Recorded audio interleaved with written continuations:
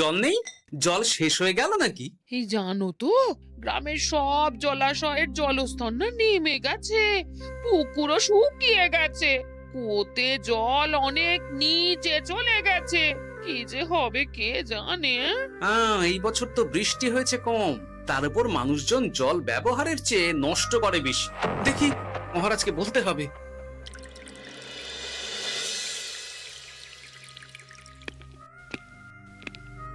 এই তো গোপাল এসে গেছে। শুনেছো, রাজ্যে সকল জলাশয়ে শুধু শুনিনি, চাক্ষুষ দেখেছি, আর এর কারণ ও তার সমাধানও ভেবে এসেছি মহারাজ। তুমি কি বলতে চাইছো সেটা বলো না খোলসা করে। মহারাজ, আসন্ন দিনে জলাভাব মেটানোর একটাই উপায়, তা হলো প্রজাদের উপর কর চাপানো। মহারাজ, আমার ঠাকুরদা বলতেন, যা মেলে মূল্য বিনে তার মূল্য কে আর জানে। আমরা যেহেতু জলের মতো এত মূল্যবান সম্পদ বিনামূল্যে পাচ্ছি, তাই একে গুরুত্ব দিতে শিখিনি। সবাই মিলে দেদার জলের অপচয় করছে। আমি এই অপচয়ের বিরুদ্ধে কর বসানোর পরামর্শ দিচ্ছি মহারাজ। জলের জন্য দেবে দাম, ছুটে যাবে কাল ঘাম। হ্যাঁ, যখনই জলের জন্য কর দিতে হবে, তখনই জলের অপচয় বন্ধ হবে। এতে লাভটা কি হবে গোপাল? মানুষ কম জলে কাজ করা শিখে যাবে, ফলে আগামী দিনে যদি জল সম্পদ কমেও যায়, এই কৃষ্ণনগরের প্রজারা আগে থেকেই তার জন্য প্রস্তুত হয়ে যাবেন। কিন্তু আমি আমার প্রজাদের কাছ থেকে জলের দাম নেব গোপাল? না মহারাজ, কর বাবদ যে অর্থ উপার্জন হবে, তার সাথে আপনার দান মিলিয়ে রাজ্যের মধ্যে একটা বিরাট কৃত্রিম জলাধার বানানো হবে। বাহ বাহ বাহ! যেখানে বৃষ্টির জল সংরক্ষণ করা যাবে মহারাজ। এতে সারা বছর ধরে আর কোনো জলের অভাব থাকবে না মহারাজ। গোপালের প্রস্তাব বড় ভালো লেগেছে। আগামী দিনে ইতিহাসে এই কর্মযজ্ঞের কথা লেখা থাকবে বলেই আমার বিশ্বাস। আর তাই আমি গোপালকে এই মুহূর্তে 50টি স্বর্ণমোহর উপহার দেব বলে ঘোষণা করছি। সাধু সাধু সাধু।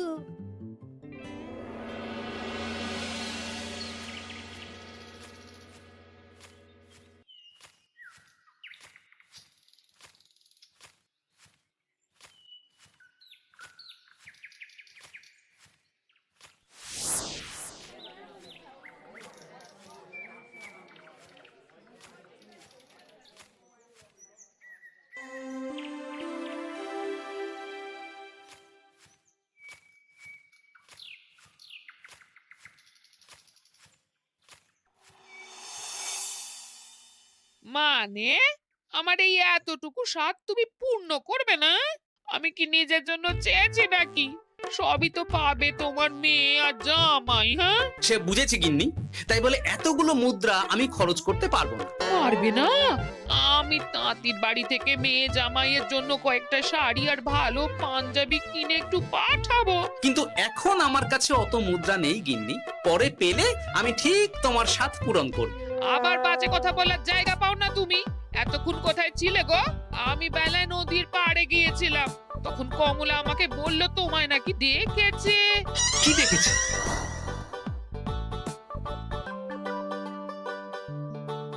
কোথায় গেল?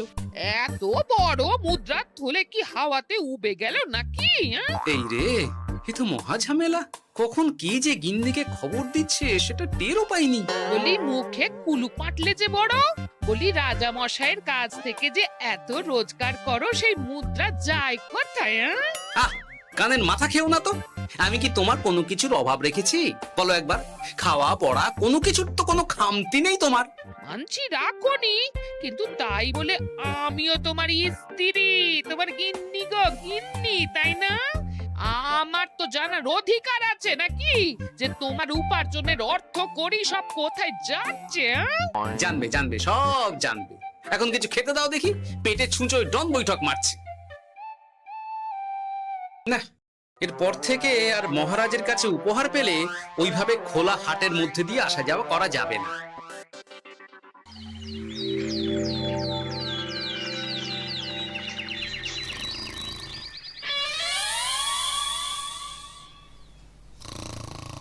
তোমার আর কোনো চিন্তা নেই গোপাল।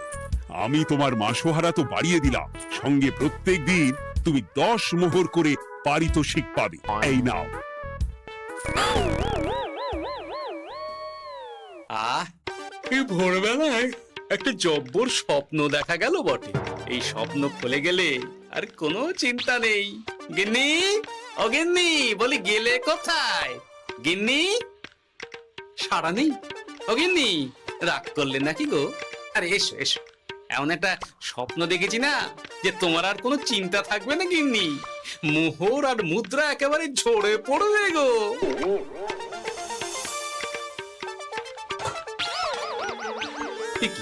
এইসব ফলাহার সাজিয়ে রেখে গেল কোথায় গিন্নি? নিজের বাপের বাড়িতে তো যাবে না, কেউ নেই সেখানে। মেয়ের বাড়ি গেল নাকি? না, মেয়ের বাড়িতে তো গিন্নি যায় না। তাহলে না না, খালি পেটে এত ভাবতে পারছি না। আগে মুখ হাত ধুয়ে এসে কিছু খেয়ে নি, তারপর দেখি গিন্নি কোথায় গেল। না, গিন্নিকে তো কোথাও দেখলাম না। গেল কোথায়? যাকে আগে রাজবাড়িতে তো যাই, ফেরার সময় না হয় আবার খোঁজ নেব, ততক্ষণে ফিরেও আসতে পারে।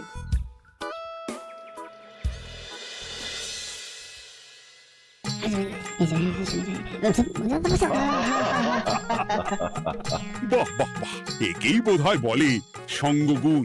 অনেকদিন এত হাসি নিয়ে। যা বলেছেন মহারাজ। হাসির চোটে পেটে ধরছে খিল। কর্তা আর গিন্নিতে দেখছি রয়েছে অনেক মেল। ঠিকই গিন্নি, তুমি এখানে কি করছো? একই গোপাল, তুমি রাজসভায় এলে যে বড়। তুমি নাকি রাজসভার কাজ থেকে অবসর নিতে চেয়েছো? হ্যাঁ, এই কথা কে বললো মহারাজ? এই তো উনি বললেন। বলি আমি আবার কি করব? তুমি আমায় একটা কাজ দিলে আর সেটা আমি করব না বলো? আমি তোমায় কাজ দিলাম? কি কাজ? বাবা গোপাল, তুমি কি আকাশ থেকে পড়লে নাকি? তুমিই তো তোমার গিন্নিকে বলে পাঠিয়েছো যে তুমি আর রাজসভার কাজে যোগ দিতে চাও না। তোমার নাকি আর কাজে মতি নেই, তুমি বিশ্রাম চাও। এই রে, গিন্নি দেখি ভয়ঙ্কর চাল দিয়েছে। আমার নামে রাজসভায় এসে এইসব বলেছে। তাই কথা ঠিকই গোপাল, যে তোমার অবসর গ্রহণের কথা শুনে আমি বিশেষ মনমরা হয়ে পড়েছিলাম। কিন্তু তোমার গিন্নি যেভাবে রাজসভায় হাসি মজা হুল্লোড় পরিবেশন করছে, তাতে আমার মনে হচ্ছে এ সাপে বর হয়েছে। এই বেলা যদি গোপালকে কায়দা করে রাজসভা থেকে তাড়ানো যায়, তাহলে আমার পথ থেকে বিরাট বড় একটা কাঁটা উপড়ে ফেলা যাবে। গোপাল গিন্নি সবার মধ্যে বিলিয়েছেন হাসি, তার জন্য রাজামশাই হয়েছেন ভারী খুশি। হ্যাঁ গোপাল, তাই আমি ঠিক করেছি তোমার স্থানে আমি তোমার গিন্নিকেই বহাল করব। হ্যাঁ, তোমার সঙ্গে ঘর সংসার করে ওর বুদ্ধি বেশ খোলতাই হয়েছে, সেটা বোঝাই যাচ্ছে। এছাড়াও আমাদের অনেক পরামর্শ দিয়ে সাহায্যও করতে পারবে। তাছাড়া উনি মহিলা বলে অন্দরমহলেও যেতে পারবেন, রানীমাও খুশি হবেন বলেই তো আমার বিশ্বাস। কি গোপাল গিন্নি, তোমার এই কাজ করতে কোনো আপত্তি নেই তো? আপত্তি কেন থাকবে মহারাজ? আমি ধন্য আপনি আমায় এত বড় সম্মান দিচ্ছেন বলে। এ তুমি আমার কত বড় সর্বনাশ করলে গিন্নি। তুমি কিনা শেষে আমার চাকরিটাই খেলে। এটা গোপালের জন্য বড় ভালো হলো, তাই না? কোনো কাজ করতে হবে না, কিন্তু রোজগার আগের মতোই থাকবে। অবসর আর উপার্জন একসাথে। না হে গোপাল, তুমি আর এখানে কাঁচুমাচু মুখে দাঁড়িয়ে না থেকে নিজের বিশ্রামে ব্যাঘাত ঘটিও না। আমাকে সবার কাজ শুরু করতে দাও। যথা আজ্ঞা মহারাজ।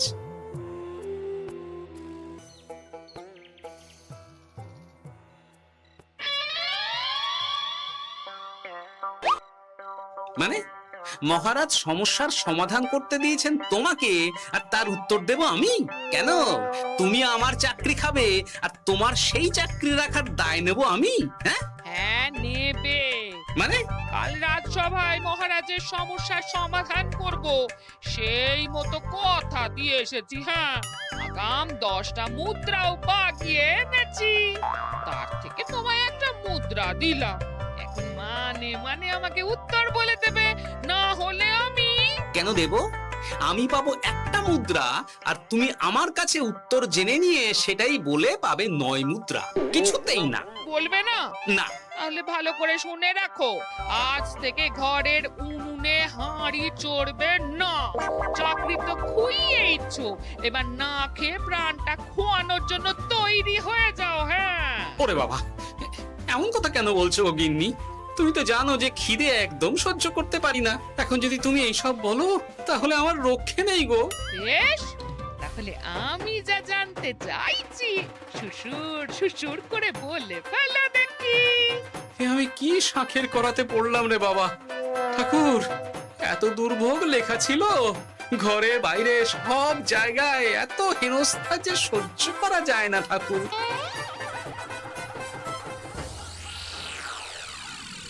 একেই তো বলে গো গিন্নি, মেঘ না চাইতেই জল। এতদিন কতভাবে চেষ্টা করেছি গোপালকে রাজসভা থেকে তাড়াবার, আর গোপাল নিজেই কিনা রাজসভা থেকে পালিয়ে গেল। সব বলছো? তোমার শরীর ঠিক আছে তো? শরীর মন সব ঠিক আছে, তবে গোপালের বদলে কাকে বহাল করা হয়েছে শুনলে তোমার মাথা ঘুরে যাবে। কাকে? গোপাল গিন্নিকে। আমার কিন্তু বিষয়টা খুব একটা সরল ঠেকছে না গো। গোপাল ভাঁড়ের বুদ্ধি তো আর যে সে বুদ্ধি নয়। উনি যাই করেন খুব ভেবে চিন্তে করেন, এর পেছনে আবার কোনো মতলব নেই তো। এটা তুমি মন্দ বলনি গিন্নি, গোপালকে নিয়ে সত্যিই কোনো বিশ্বাস নেই।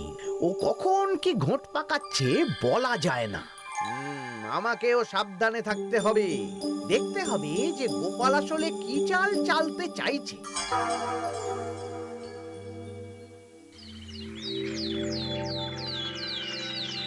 হ্যাঁ গোপাল গিন্নি, এই একটাই প্রশ্ন আমায় সারা রাত ধরে জাগিয়ে রেখেছে। মানুষ মরে ভূত হয়, ভূত কি মরে? তাহলে ভূত মরলে কি হয়? মানে মহারাজ, এই প্রশ্নের উত্তর আমার আজকে দিতে ইচ্ছে করছে না। হ্যাঁ, আমি না হয় আপনাকে আগামীকাল এই প্রশ্নের উত্তর দেব, ঠিক আছে? হ্যাঁ, গাছ থেকে পড়ে গেলে জাপটে ধরে ডালকে। আজকের প্রশ্নের উত্তর উনি দেবেন কালকে। না হে গোপাল গিন্নি, তা হয় না। এই প্রশ্ন আমাকে সারা রাত বিচলিত করেছে। আবার যদি আজকেও এই প্রশ্নের উত্তর না পাই, তাহলে তো আবার একটা নিদ্রাহীন রাত আমাকে কাটাতে হবে। মানে আমি বলছিলাম কি মহারাজ, গোপাল গিন্নি তো সদ্য এই কাজে বহাল হয়েছে, তাই তাকে তো একটু সময় দেওয়া দরকার নাকি? কিন্তু প্রশ্নের উত্তর না পেলে যদি মহারাজের শরীর খারাপ হয়, তার দায় কে নেবে মন্ত্রী মশাই? এই রে, এখন আমি কি করব? এ তো মহা বিপদে পড়লাম দেখছি। আচ্ছা মহারাজ, ঠিক আছে ঠিক আছে, আমি এই প্রশ্নের উত্তর দেব, কিন্তু আমার না একটু সমস্যা আছে। খোলা হাওয়াতে গিয়ে না দাঁড়ালে আমার ঠিক মাথা খোলে না, তাই বলছিলাম। তাই না হয় যাও, হাওয়া খেয়ে এসে মাথাটা খোলতাই করে নাও, কিন্তু এই প্রশ্নের উত্তর আমাকে আজকেই দিতে হবে। হ্যাঁ, উফ, এই যে কি সমস্যা! সারাদিন ঘরে বসে থেকে থেকে তো আমার সারা গায়ে বাদ ধরে গেল।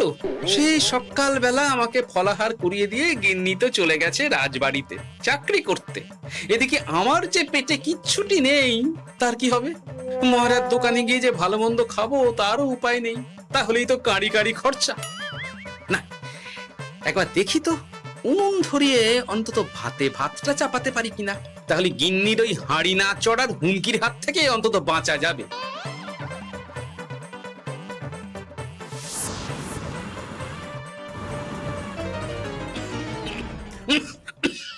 ও বাবা গো, ও বাবা, এত কেসে কেসে সোজা শেষ যাত্রা হয়ে যাবে আমার।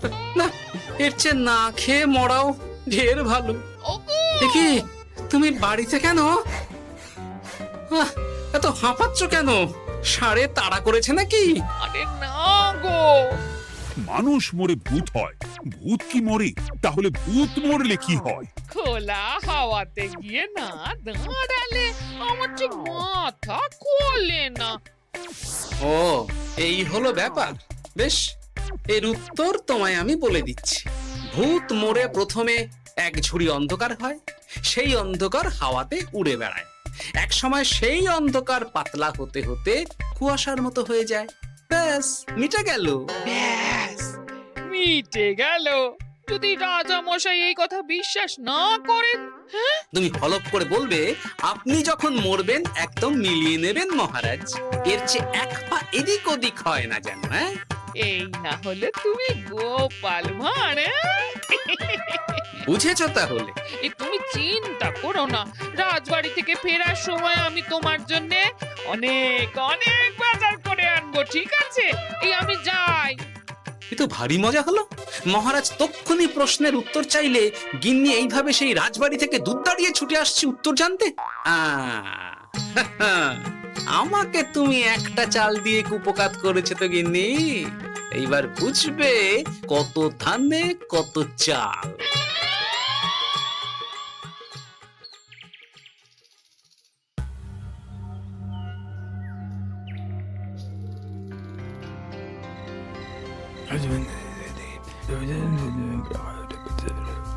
বুঝেছিস তো তোর কাজটা? খুব বুঝেছি গোপাল দাদা। নেই, এবার লেগে পড় দেখি।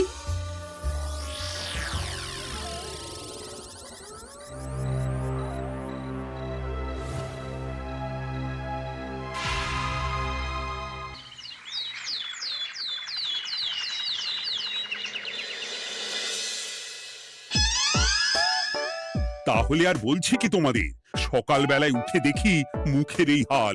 এই কাণ্ড কি করে হলো মহারাজ? আহ, তার আমি কি জানি। আমি সকালে উঠে আয়নায় নিজেকে এই অবস্থায় দেখে খুব চিন্তায় রয়েছি। গোপাল গিন্নি, আগে মহারাজ, গোপাল থাকলে যে কাজ করতো সেটা তো তোমাকেই করতে হবে, বলতে হবে এর সমাধান কি। হ্যাঁ মানে আমি হ্যাঁ হ্যাঁ, আমার মনে আছে। তোমার তো আবার হাওয়া না খেলে চলে না। যাও যাও, তাড়াতাড়ি হাওয়া খেয়ে এর উত্তর নিয়ে এসো।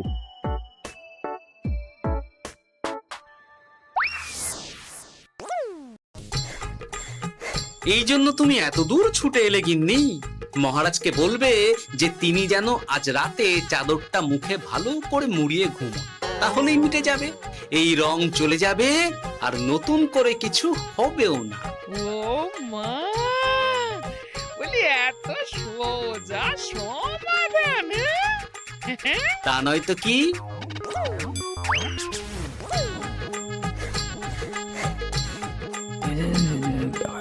কাল সারা রাত আকাশে একবার দেখলাম চাঁদ উঠেছে, আর একবার দেখলাম ঘোর অমাবস্যা।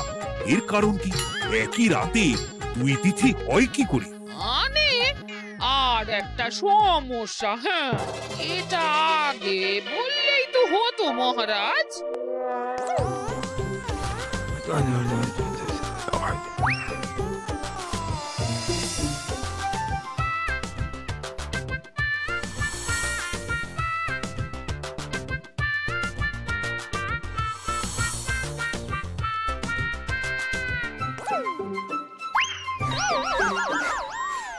কি তুমি হাওয়া খেতে গিয়ে এইভাবে খাবি খাচ্ছ কেন গোপাল গিন্নি? এর কারণ আমি জানি মহারাজ। সে কি কাণ্ড! তুমি কি করে জানলে?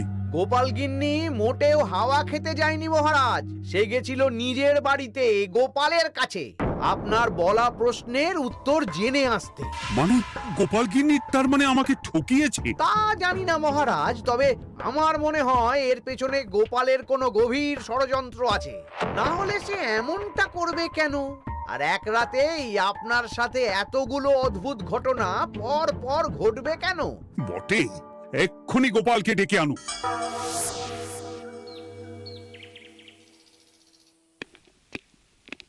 না মহারাজ, আমি সত্যি অবসর চেয়েছিলাম, আর তাই আমার গিন্নি আপনার কাছে এসে বলেছিল।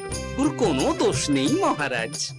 না মহারাজ, আমি মিথ্যে কথা বলেছি। হ্যাঁ, উনি আপনার কাছ থেকে পাওয়া সোনার মোহর নিয়ে বাড়ি যান না, তাই আমি ওকে শায়েস্তা করতেই এই ফন্দি করেছিলাম।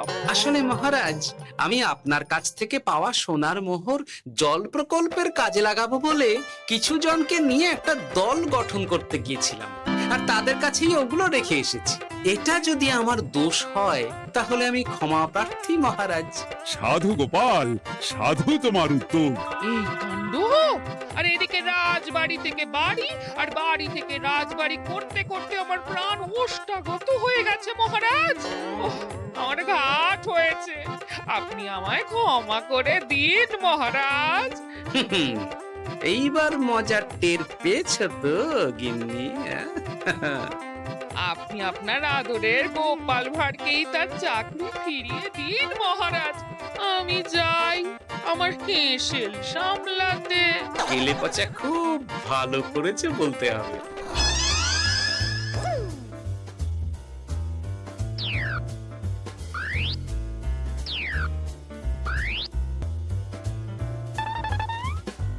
তবে মহারাজ, অমাবস্যা পূর্ণিমা সব আমার বুদ্ধিতেই কেলেপচা করেছিল। আপনার ওই মুখের রং, ওটি একটি বিশেষ রং যার আয়ু একদিন, তাই ওটা এমনিই মিলিয়ে গেছে। হ্যাঁ, সেই বরং ভালো। তুমি তোমার গিন্নিকে নিস্তার দাও গোপাল। তাছাড়া আমিও আমার গোপালকে ছেড়ে আর থাকতে পারছি না। যথা আজ্ঞা মহারাজ। আমারও যে আর এই অবসর ভালো লাগছে না মহারাজ। গোপাল ছাড়া রাজসভা যে লাগে ফাঁকা ফাঁকা, তাই তো আবার চাকরিতে তাকে বহাল রাখা।